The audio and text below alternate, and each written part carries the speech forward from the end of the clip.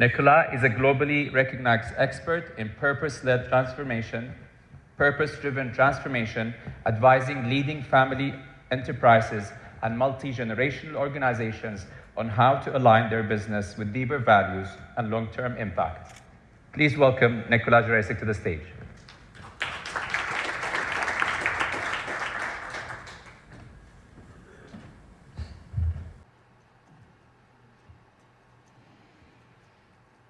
Okay, so Selena invited us to take a break, but so I'm going to invite us to actually take a breath, but to continue with the presentation. So, in your own way,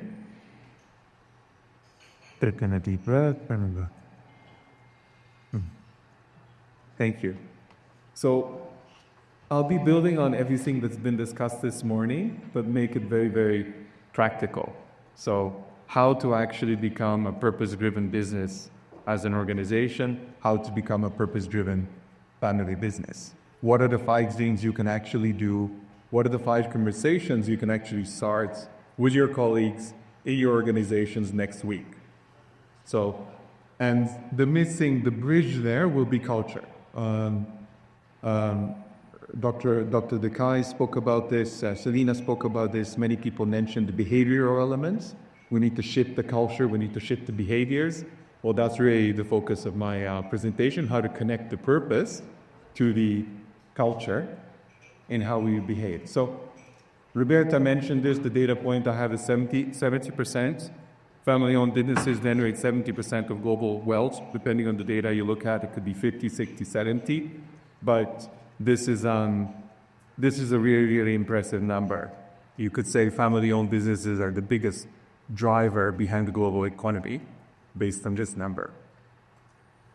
A lot of research has been done on family-owned businesses, PwC, Harvard Business Review, Deloitte, BCG, Ernst & Young, McKinsey. So a lot of organizations have looked at what are the biggest challenges of family-owned businesses and how can we actually manage those challenges.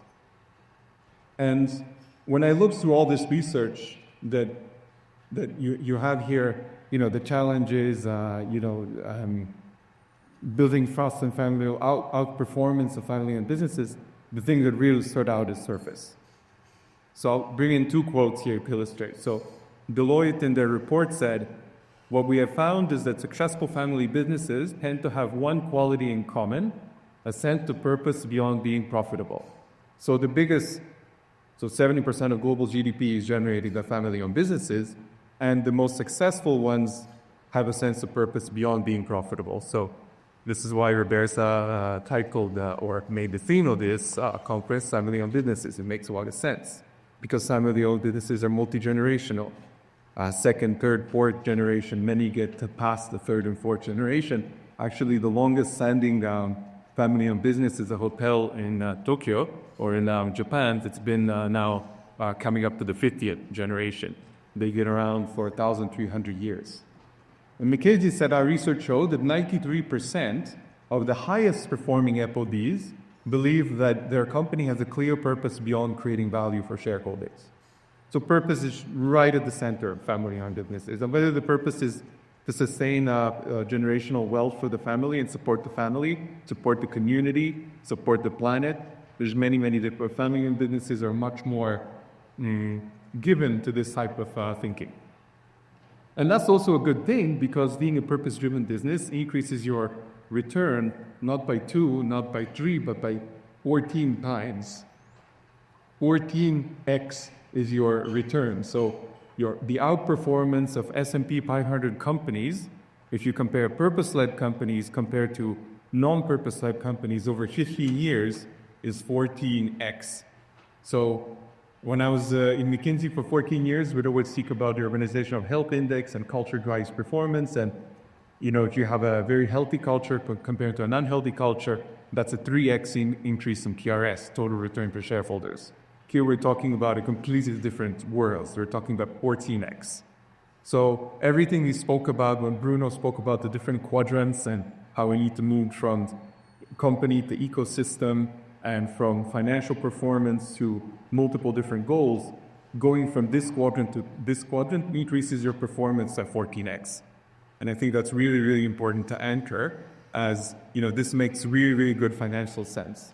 Well, it also makes good sense to the environment because, of course, you can serve your own profits and generate more revenue, but you can also have a more positive impact on the environment. And here's Ray from Interface. Some of you might know the story.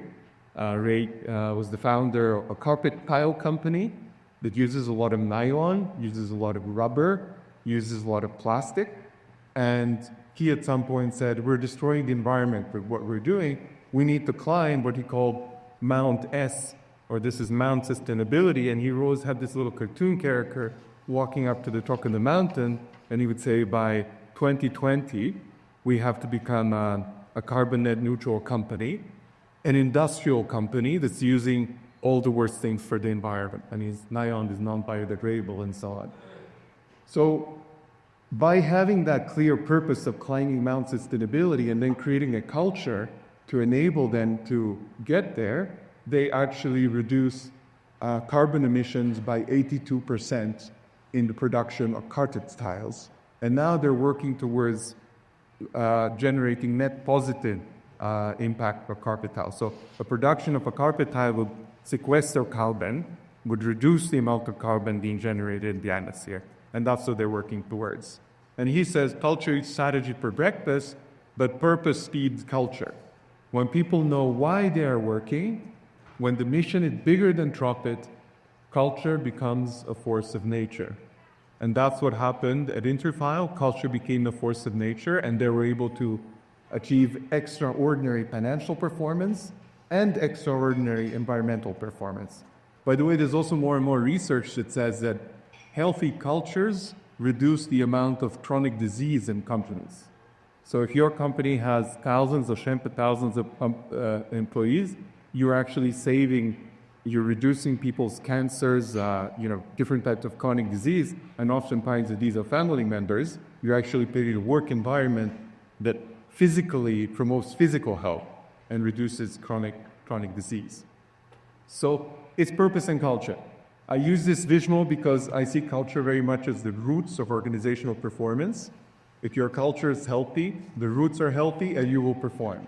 Over time, of course, that builds.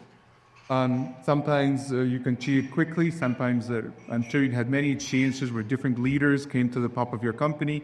6 months later, a year later, you could see the impact of that, whether it's positive, whether you're creating a positive culture, or going the other way around. So a few quotes to illustrate this connection between culture and purpose. Through the trunk of the tree, Satya Nadella from Microsoft, who's one of the sort of well-quoted culture leaders of the recent 5-10 years, he said, culture is everything. It is what enables strategy and purpose to be delivered or not. And Paul Pullman, the ex-CEO of Unilever, said purpose without culture is just marketing, so greenwashing of some type. Culture without purpose is just habits. So there's no direction to the behavior. When they meet, you change the world. So it's really this connection between why the fruits of what were our contributions in the world and how we run the place. So connecting purpose and culture drives tremendous value. We saw the 14x number. Why we exist is powered by how we do things around here. Why we exist is, of course, the purpose. Why are we here? What are we contributing to? And how we do things around here is a very common definition of culture. Purpose is delivered by building the right kind of culture. Okay, so that was my framing, and now the rest we'll get into how do we actually build that culture. So you can think of this as a checklist. Effectively, it's these 5 components. I often say changing the culture is simple, but it's not easy.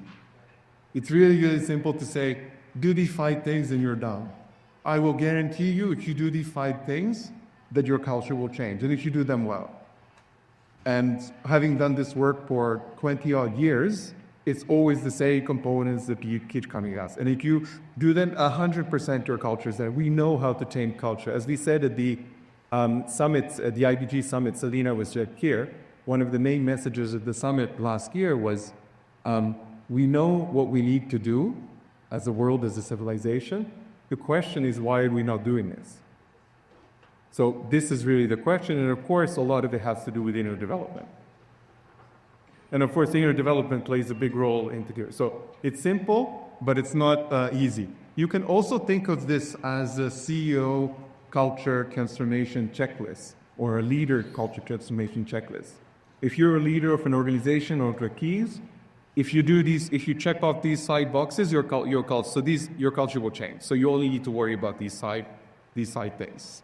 So for the rest of the presentation, we'll basically go through each of these one by one, and I'll share why it's simple, but also why is it not easy for each of them.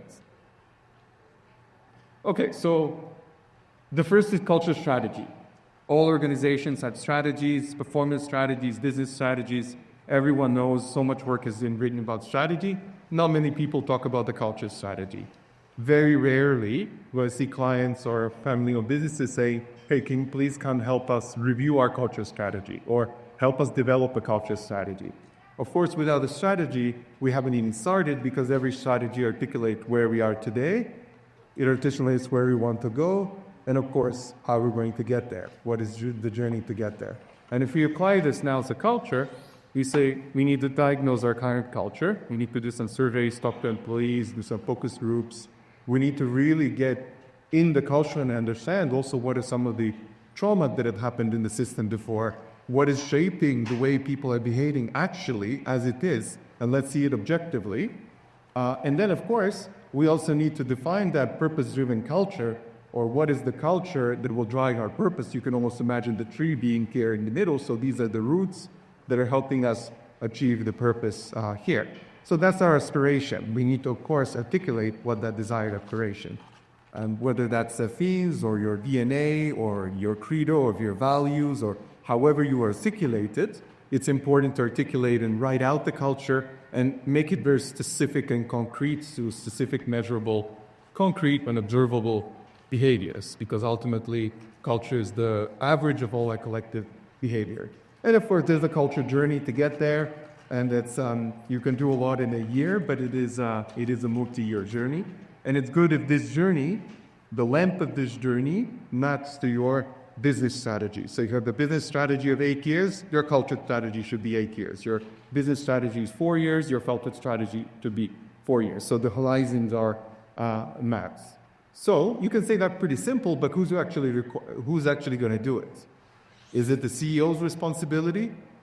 We had a long discussion with a bunch of practitioners over a year at one point. Is the CEO actually the chief culture officer? And the conclusion was more or less yes, because unless the CEO is driving the culture really won't change.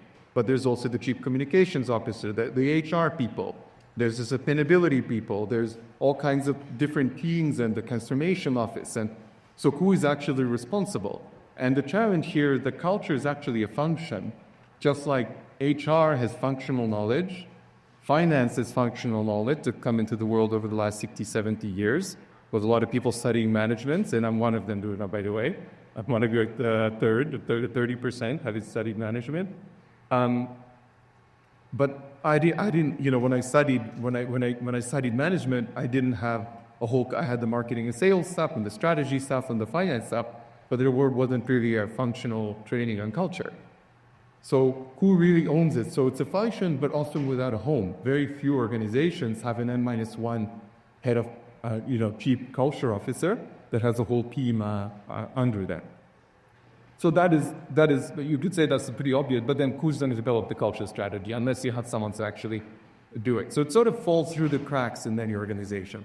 But if you can check this and you can find who's going to develop the culture strategy, then you move on to the second challenge, or the second imperative on the checklist, which is build culture role models. This is where a lot of culture journeys stale. The CEO doesn't live the culture. Important people in the organization don't live the culture, and so on. So before I go on, I want to ask very quickly, what 3 groups do you think have the biggest 3 groups of employees, you can think in your organization, have the biggest impact on shaping the culture in your organization? If anyone can just shout out whatever comes to mind. HR, okay. Middle management, okay. Leadership, okay. Everybody, okay. Well, that's an interesting set of answers. From our experience, it's these three groups. It's the board, because the board picks these guys. So if you have a board that's only financially oriented, financially driven, they will not pick a CEO that has worked on themselves, that is aware of inner development, that is interested in inner development, and therefore they won't work on the inner of the organization, because as we also like to say in the IDG, inner development is individual, it's the inner of the organization, it's also the inner of the society. Then second, of course, is the CEO and the executive team. They are the role models. Their shadow, the shadow of the leader. There's all this research on the shadow of the leader. And then the third is a mix of what many of you have answered, which is what we call influencers, change agents, change champions. We can call them different names, but it's basically the 5% of the people in the organization that hold the social capital. The people, the leadership, HR is often in that group. Many people in the middle management is in that group, but then there are also scatters throughout the organization. So what's the scientific way to find out who is shaping the culture in your organization, and then create a way to engage these folks. So inner development is hard. If you can identify who are the people that are shaping the culture in your organization, the next step is working with them to go through these three mindset shifts. The first mindset shift is the inner world doesn't exist. Frankly, I've had many clients that just don't believe the inner world exists at all. It's not something that we should be focusing on. It's not in the real. There is something going on here. The second step is to say it's actually important to value the inner world just like we value the outer world. And once we say it's important, then the last is it can actually be developed, which is the inner development goals. So we have to believe that inner development is even possible to engage in building those skills like critical thinking, empathy and compassion, courage, optimism. Those are 4 of the 23 IDGs. Okay, this is the good old change is hard slide, right? You have not just one escalator, but 2 escalators going in both directions to a gym. And here's another classic change is hard slide. So Alan wrote this book that became quite famous about 10 years ago, where he found that 90% of individuals who undergo heart surgery and are told by the doctor they're going to die within a year unless they change their lifestyle, don't change their lifestyle. And that's after heart surgery. It's like you were actually in the operating theater. So change is hard, and looking inside is not easy, which perhaps this slide very or sort of illustrates why we often default to the outer solution. Okay, so now we build cultural role models. Great. We have a culture strategy. We have cultural role models that are role modeling this. Next, we need a story. And the classic way of thinking about a story is we have a change story. We're here. We're going to get up to the top of the mountain. There's some illustration. People are engaged. And we have a comms plan too. So this is the content.